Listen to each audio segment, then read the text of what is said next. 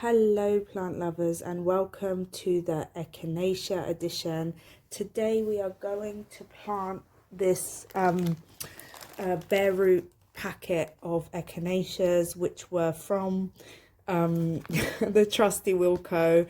As you know, if you've been watching my videos, I've got a bit of an obsession with Wilko at the moment. So I was on their website and I noticed that they sold Echinaceas as a bare root, and look at this. I don't know if you can see, but I realized once I got it home that the bare roots are actually sprouting, so these really need to get into the ground. But we've got a lot of frost and stuff at the moment, so I don't think it's good to put it outside right now. So what I'm going to do is I am going to plant these bare roots in pots. Okay, I don't know how big they are, so I've got like a bit of a selection of pots. So even though it says that you can plant them from February to May, I don't actually feel that confident planting them out right now, only because, you know, the weather has been so cold and we've had frost, and like I've seen what it's done to other plants in my garden. So I'm going to put them in pots just to be safe, and then when I'm ready, and when the weather feels a bit better, then we can plant them out. But putting them in pots now is going to help them still get started a bit early, so that I can get them blooming as soon as possible. But I will eventually transplant them out. So let's have a quick look at what this says. It says plant out between February to May. It will flower between July to September. It's a perennial, and you know how I feel about perennials. They are the backbone of the garden. They save you so much money because they come back every year. And you know, you're not having to constantly replant like flowers every year like annuals. So I really do like perennials. Last thing to note is that I got the pink colour because that's kind of the vibe I'm going for in the garden. Okay, without further ado, let's open up the packet and see what this looks like. Okay, so I've got the bag now, and just open it up carefully. You can see how these look. Okay, there should be 3 bare root plants in there. So if I just gently ease them apart, which is difficult because they're looking a bit tangled. See, is there anything else? No. Okay, I'm gonna have to spend a bit of time detangling these. So here I just sped up the footage as I was untangling the roots. It was a bit hard, but then they started to ease apart.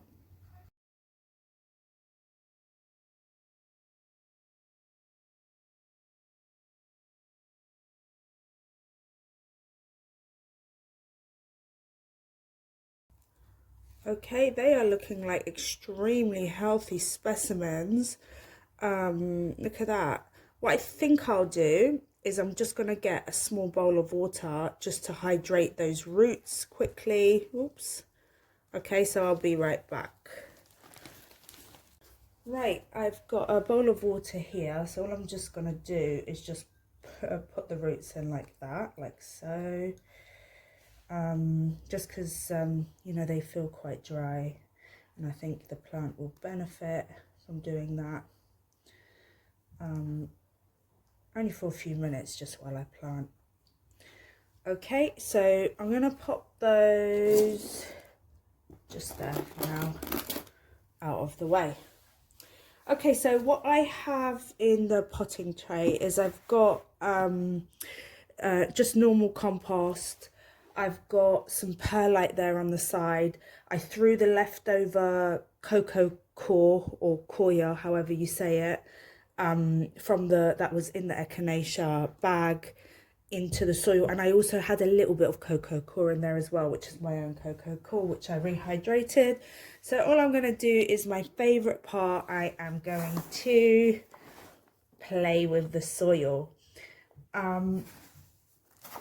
I've been not that impressed with a lot of the compost that I'm buying right now. There's massive lumps in it, massive sticks in it, and I feel like it's really affected germination rates of some of the stuff, some of the seeds I've like, look at that, what is that?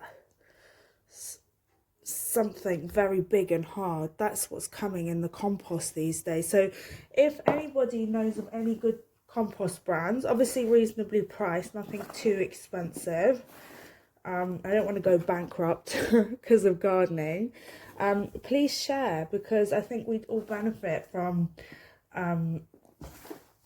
you know, knowing what might be quite good.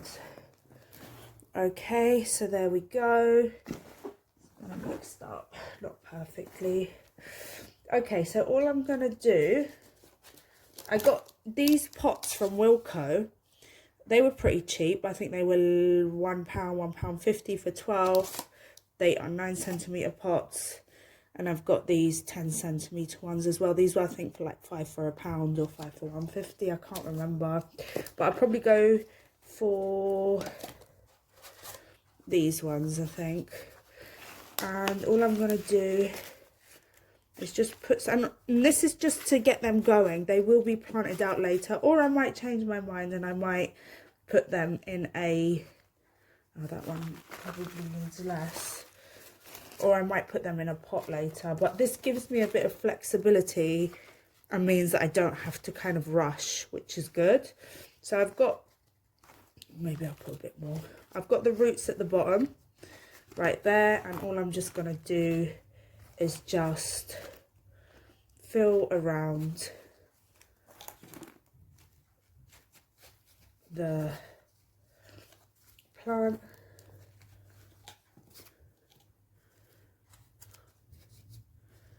Okay, just helping it to anchor into the soil. That's not bad for having come out of you know, a bag. That is a pretty well established plant, and I think that's why I favoured buying the bare root, even though they're a little bit more expensive, because you're getting £2 for 3, whereas I'm sure if you bought a seed packet it would work out much more cheaper.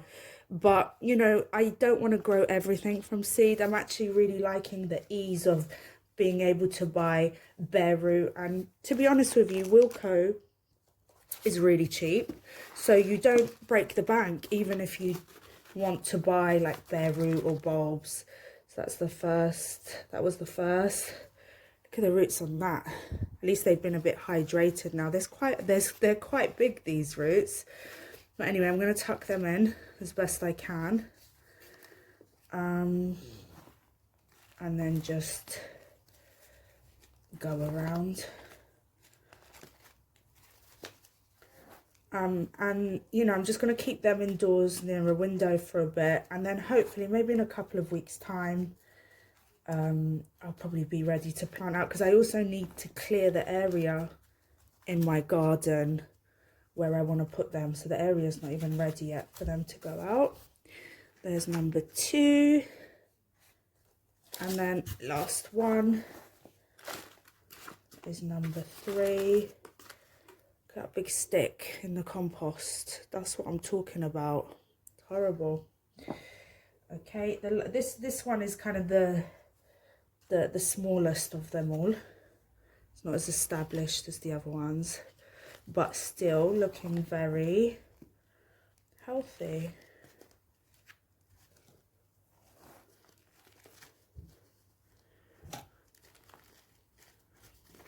I literally love potting up.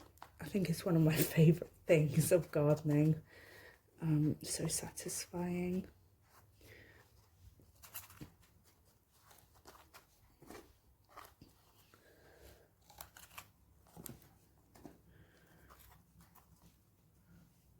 Oops, that one's got a bit too much soil all around it, but it should be fine.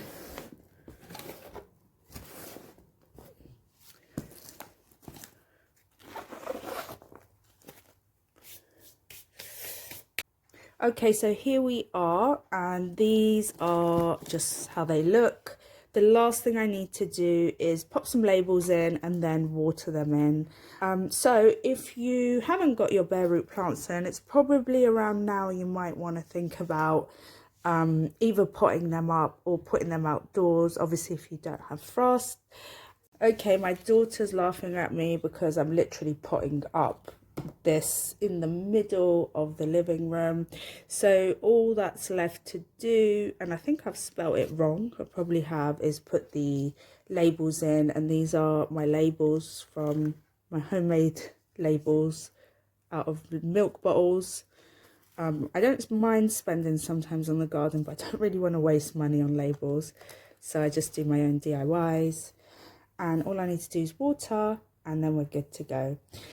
So that concludes my Echinacea bare root planting. I hope you enjoyed it, and if you haven't already, please show your love and subscribe, and as always, take care until next time.